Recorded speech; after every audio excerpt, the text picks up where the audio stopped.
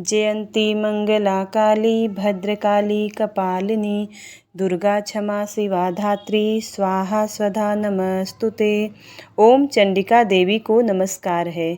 आज आप इस वीडियो में सुनेंगे श्री दुर्गा कवच।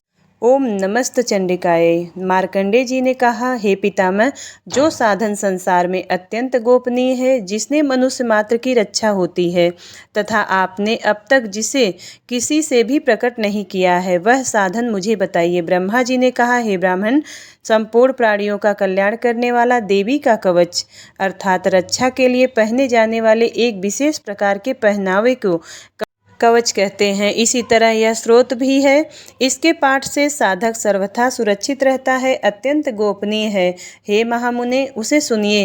हे मुने, दुर्गा की 9 शक्तियों में पहली शक्ति का नाम शैलपुत्री अर्थात हिमालय कन्या पार्वती है। दूसरी शक्ति का नाम ब्रह्मचारिणी पर ब्रह्म परमात्मा का साक्षात कराने वाली। तीसरी शक्ति चंद्रघंटा, चंद्रमा जिसकी घंटा में हो। चौथी शक्ति कुष्मांडा, सारा संसार जिसके उदर में निवास करता हो। पांचवी शक्ति स्कंद माता अर्थात कार्तिकेय जी की जननी है। छठी शक्ति कात्यायनी, महर्षि कात्यायन के अप्रतिम तेज से उत्पन्न होने वाली है। सातवीं शक्ति कालरात्रि, समस्त सृष्टि की संहार करने वाली। तथा आठवीं शक्ति महागौरी, शिव के महाकाली कहने पर क्रोध में जिन्होंने तपस्या कर ब्रह्मदेव से गौर वर प्राप्त किया था। नवी शक्ति सिद्धिदात्री, समस्त जगत को अणिमा लघिमा प्राप्ति प्राकाम्य महिमा ईशित्व वसित्व कामावसायिता इन 8 रूपों से सिद्धि देने वाली हैं। ये 9 दुर्गा कही गई हैं। ये शक्तियाँ सर्वज्ञ महाब्रह्मदेव द्वारा कही गई हैं। जो मनुष्य अग्नि में जल रहा हो, युद्ध भूमि में शत्रुओं से घिर गया हो तथा अत्यंत कठिन विपत्ति में फंस गया हो, वह यदि भगवती दुर्गा की शरण का सहारा ले ले तो उसका कभी युद्ध या संकट में कोई कुछ नहीं बिगाड़ सकता। उसे कोई विपत्ति घेर नहीं सकती और न उसे शोक तथा दुख भय की प्राप्ति हो सकती है। जो लोग भक्तिपूर्वक भगवती का स्मरण करते हैं, उनका अभ्युदय होता रहता है। हे भगवती, जो लोग तुम्हारा स्मरण करते हैं, निश्चय ही तुम उनकी रक्षा करती हो। प्रथम चामुंडा, चंडमुंड का विनाश करने वाली देवी प्रेत के वाहन पर आरूढ़ रहती हैं। वराही महिष के आसन पर रहती हैं। ऐन्द्री का वाहन ऐरावत हाथी के वाहन पर विराजमान है।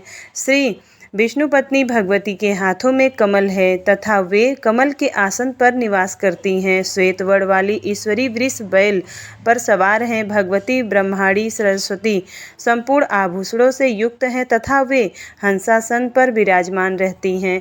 अनेक आभूषण तथा रत्नों से देदीप्यमान उपर्युक्त सभी देवियाँ सभी योग शक्तियों से युक्त हैं। इनके अतिरिक्त और भी देवियाँ हैं जो दैत्यों का विनाश के लिए तथा भक्तों की रक्षा के लिए क्रोध युक्त होकर रथ पर सवार हैं तथा इनके हाथों में शंख चक्र गदा शक्ति हल मूसल है। खेटक तोमर परशु फरसा पास बांधने वाला विशेष प्रकार का अस्त्र भाला त्रिशूल तथा उत्तम साड्ग धनुष आदि अस्त्र शस्त्र विराजमान हैं, जिनसे देवताओं की रक्षा होती है तथा देवी जिन्हें दैत्यों की देह नाश तथा भक्तों के मन से भय नाश करने के लिए धारण करती हैं। महाभय का विनाश करने वाली महान बल महाघोर कर्म तथा महान उत्सव से सुसंपन्न हे महारौद्रे, महारुद्र की शक्ति तुम्हें नमस्कार है। हे शत्रुओं का भय बढ़ाने वाली देवी, तुम मेरी रक्षा करो। दुर्घर्ष तेज के कारण मैं तुम्हारी ओर देख भी नहीं सकता। ऐन्द्री शक्ति पूर्व दिशा में मेरी रक्षा करें तथा अग्नि देवता की अग्नेय शक्ति अग्निकोण में ही हमारी रक्षा करें। वाराही शक्ति दक्षिण दिशा में, खड्गधारिणी नैऋण्य कोण में, वारुणी शक्ति पश्चिम दिशा में तथा मृग के ऊपर सवार रहने वाली शक्ति वायव्य कोण में हमारी रक्षा करें। भगवान कार्तिकेय की शक्ति कौमारी उत्तर दिशा में, शूल धारण करने वाली ईश्वरी शक्ति ईशान कोण में, ब्राह्मणी शक्ति ऊपर तथा वैष्णवी शक्ति नीचे हमारी रक्षा करे। इसी प्रकार 100 के ऊपर विराजमान चामुंडा देवी 10 दिशाओं में हमारी रक्षा करे। आगे जया पीछे विजया हमारी रक्षा करें। बाएं भाग में अजिता, दाहिने भाग में अपराजिता, शिखा में उद्धोतिनी तथा मस्तक की उमा नियम पूर्वक हमारी रक्षा करे। ललाट में मालाधारी दोनों दोनों भ्रुवों में यशस्विनी, भ्रुवों के मध्य में त्रिनेत्रा तथा नासिका में यमघंटा हमारी रक्षा करे। दोनों नेत्रों के बीच में खड्गनी और दोनों कानों के मध्य में द्वारवासिनी, कपोलों की कालिका, कड़ के मूल भाग में साडंकरी हमारी रक्षा करे। नासिका के बीच का भाग सुगंधा, ओष्ठ में चर्चिका, अधर ओठ में अमृतकला तथा जिह्वा में सरस्वती हमारी रक्षा करे। कौमारी दांतों की चंडिका, कंठ प्रदेश की चित्रघंटा, गले की तथा महामाया तालु की रक्षा करे। कामाक्षी कोढ़ी की, सर्वमंगला वाणी की, भद्रकाली ग्रीवा की तथा धनुष को धारण करने वाली रीढ़ प्रदेश कमर की रक्षा करे। कंठ से बाहर नीलग्रीवा और कंठ की नली में नलकुंवरी, दोनों कंधों की खड्गनी तथा वज्र को धारण करने वाली दोनों बाहों की रक्षा करे।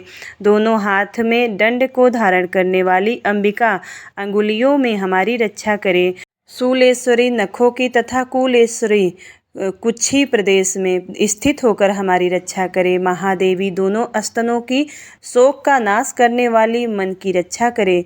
ललिता देवी हृदय में तथा शूलधारणी उदर में स्थित होकर हमारी रक्षा करे। नाभि में कामिनी तथा गुहा भाग में गुहवेश्वरी हमारी रक्षा करे। कामिका तथा पूतना लिंग की तथा महिषवाहिनी गुदा में हमारी रक्षा करे। भगवती कटी प्रदेश में तथा विंध्यवासिनी घुटनों की रक्षा करे। संपूर्ण कामनाओं को प्रदान करने वाली महाबला देवी दोनों पिंडलियों की रक्षा करे।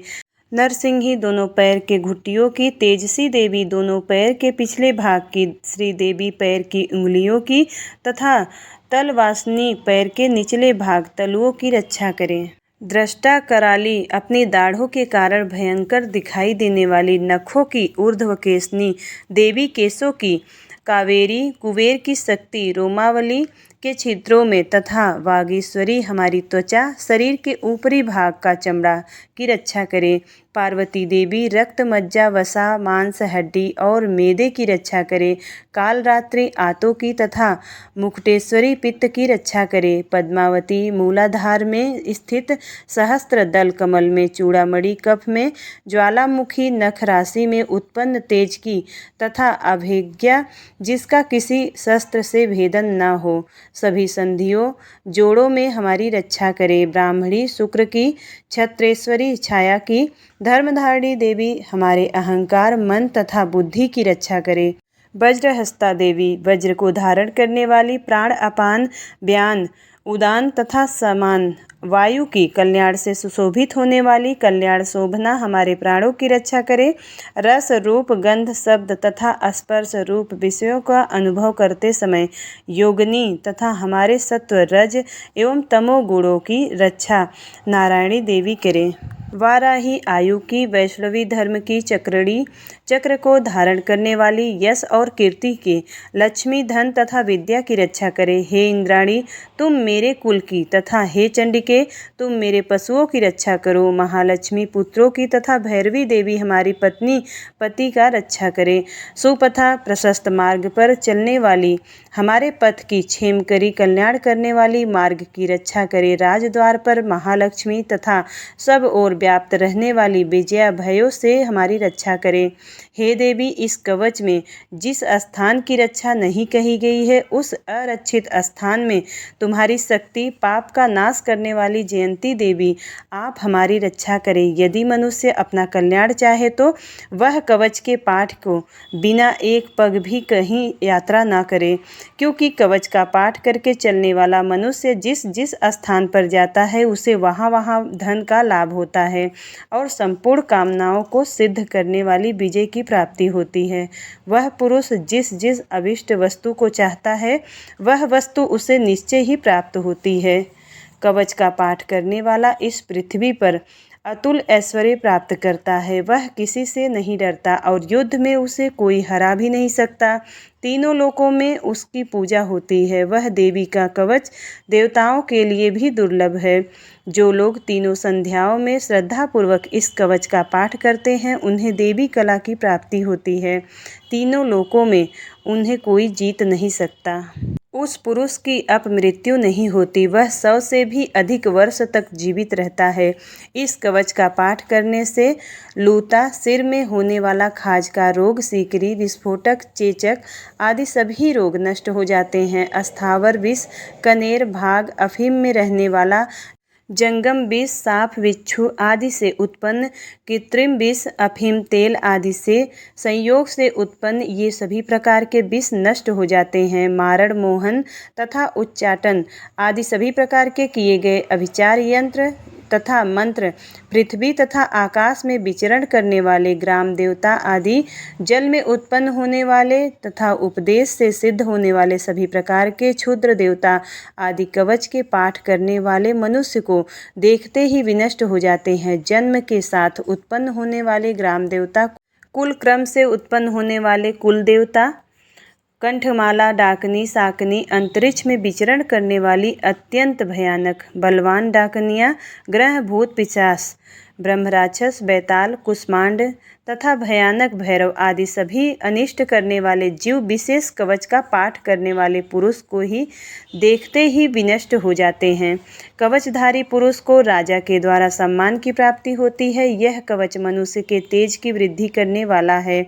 कवच का पाठ करने वाला पुरुष इस पृथ्वी को अपनी कीर्ति से सुशोभित करता है और अपनी कीर्ति के साथ वह नित्य अभ्युदय को प्राप्त करता है। जो कवच का पाठ कर सप्तशती का पाठ करता है, उसकी पुत्र पौत्रादि संतति पृथ्वी पर तब तक विद्यमान रहती है जब तक पहाड़, वन, कानन और कानन से युक्त यह पृथ्वी टिकी हुई है। कवच का पाठ कर दुर्गा सप्तशती का पाठ करने वाला मनुष्य मरने के बाद महामाया की कृपा से देवताओं के लिए जो अत्यंत दुर्लभ स्थान है उसे प्राप्त कर लेता है और उत्तम रूप प्राप्त कर शिव जी के साथ आनंद पूर्वक निवास करता है। इति देव्या कवचम संपूर्णम। अर्गला स्रोत। इस अर्गला स्रोत के मंत्रों के विष्णु ऋषि हैं। अनुष्टुप छंद है।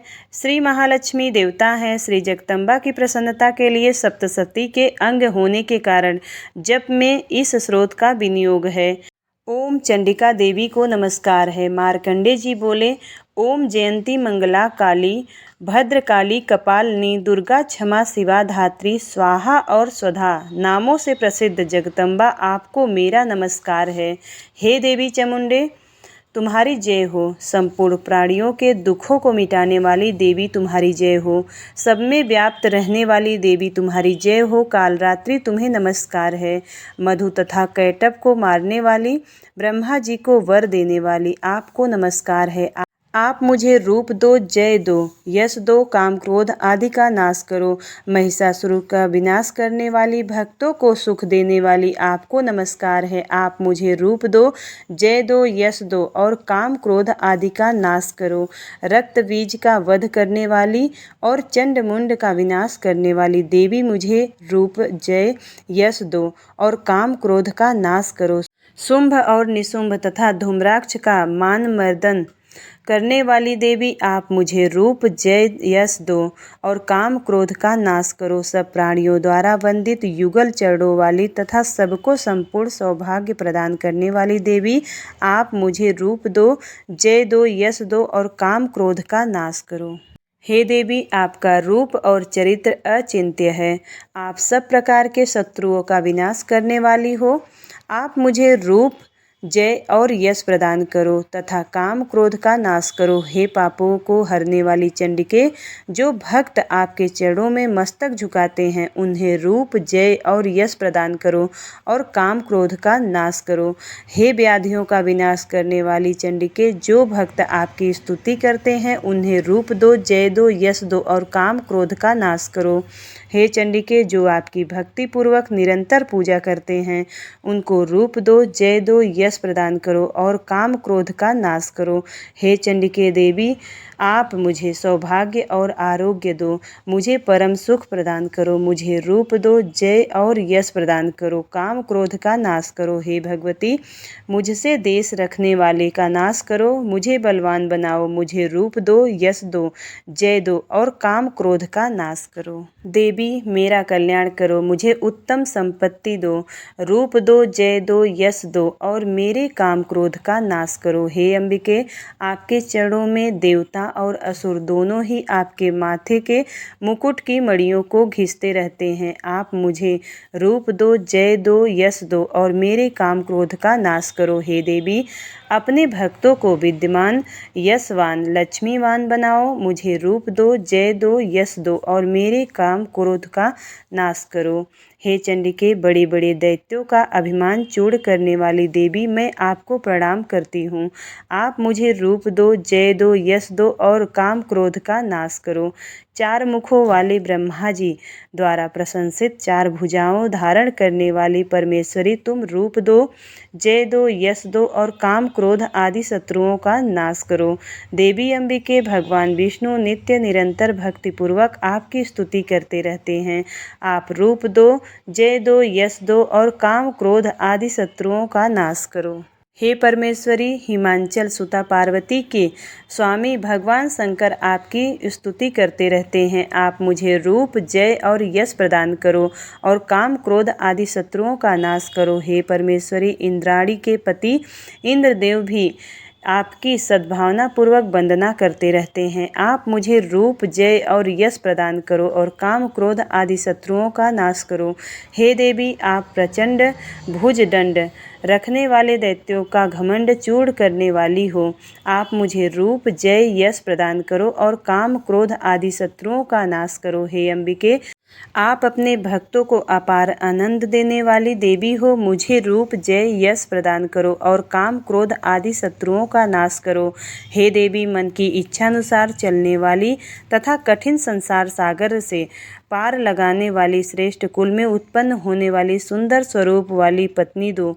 जो मनुष्य पहले इस स्रोत का पाठ करता है और फिर सप्तशती रूपी महास्रोत का पाठ करता है, वह सप्तशती संख्या के समान श्रेष्ठ फल को प्राप्त होता है और उसके साथ ही उसे प्रचुर धन की भी प्राप्ति होती है। इति देव्या अर्गला स्रोतम संपूर्णम। कीलक स्रोत। इस श्री कीलक मंत्र के ऋषि शिव जी हैं। अनुष्टुप छंद है। देवता श्री महासरस्वती हैं। श्री जगदम्बा जी की प्रसन्नता हेतु सप्तशती पाठ का जप इसमें विनियोग है। ओम चंडिका देवी को नमस्कार है। मार्कंडेय जी बोले, ओम, मैं उन भगवान शंकर को प्रणाम करता हूँ जो तीन नेत्र वाले हैं, जो मोक्ष प्राप्ति का साधन है तथा जिनके मस्तक पर अर्ध चंद्रमा शोभा पा रहा है। जो व्यक्ति इन कीलक मंत्रों को जानता है वही पुरुष कल्याण की प्राप्ति करता है। जो अन्य मंत्रों के साथ सप्तशती स्रोत से देवी की स्तुति करता है, उसको इससे ही देवी की सिद्धि हो जाती है। अपने कार्य की सिद्धि के लिए दूसरों की साधना करने की आवश्यकता नहीं रहती। बिना जप के ही उनके उच्चाटन आदि सब कार्य सिद्ध हो जाते हैं। लोगों के मन में शंका थी कि केवल सप्तशती की उपासना से अथवा सप्तशती को छोड़कर अन्य मंत्रों की उपासना में भी समान रूप से सब कार्य सिद्ध हो जाते हैं। क्या समस्त उच्चाट नादिका इसी से सिद्ध हो जाते हैं? इस प्रकार की लोगों को शंका हुई। तब उस शंका के निवारण के लिए भगवान भोलेनाथ ने सब लोगों को बुलाकर आज्ञा की कि हाँ, यह सब सिद्धियां देने वाला शुभ स्रोत है। इसके पश्चात भगवान शंकर ने चंडिका के सप्तशती नामक स्रोत को गुप्त कर दिया।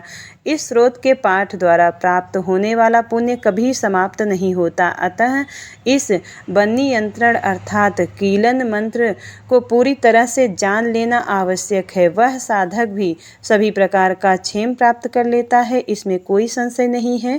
कृष्ण पक्ष की चतुर्दशी या अष्टमी के दिन एकाग्र होकर भगवती की सेवा में अपना सब कुछ समर्पित कर देता है और फिर उसे प्रसाद रूप से ग्रहण करता है, उस पर भगवती प्रसन्न होती हैं, अन्यथा नहीं।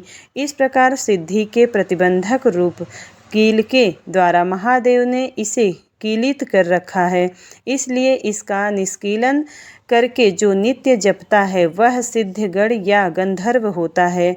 वह कहीं भी घूम रहा हो, उसे कोई भय नहीं रहता, उसकी अकाल मृत्यु भी नहीं होती। मृत्यु होने पर उसे मोक्ष की प्राप्ति होती है। अतः कीलन को जानकर उसका परिहार करके सप्तशती का पाठ आरंभ करे। ऐसा न करने पर उसका नाश हो जाता है। कीलक और निष्कीलन का ज्ञान प्राप्त करने पर ही यह स्रोत निर्दोष होता है और विद्वान पुरुष इस निर्दोष स्रोत का ही पाठ आरंभ करते हैं। स्त्रियों में जो कुछ सौभाग्य आदि दिखाई देता है वह सब कुछ इस पाठ की ही कृपा है। इसलिए इस कल्याणकारी स्रोत का पाठ करना चाहिए। इस स्रोत का शनै शनै पाठ करने से स्वल्प फल मिलता है, इसलिए उच्च स्वर में ही इसका पाठ करना चाहिए। जिस देवी के प्रसाद से ऐश्वर्य, सौभाग्य, आरोग्य, संपत्ति, शत्रु का नाश तथा परम मोक्ष की प्राप्ति होती है, उस देवी की स्तुति अवश्य करनी चाहिए। इति देव्या कीलक स्रोतम संपूर्णम।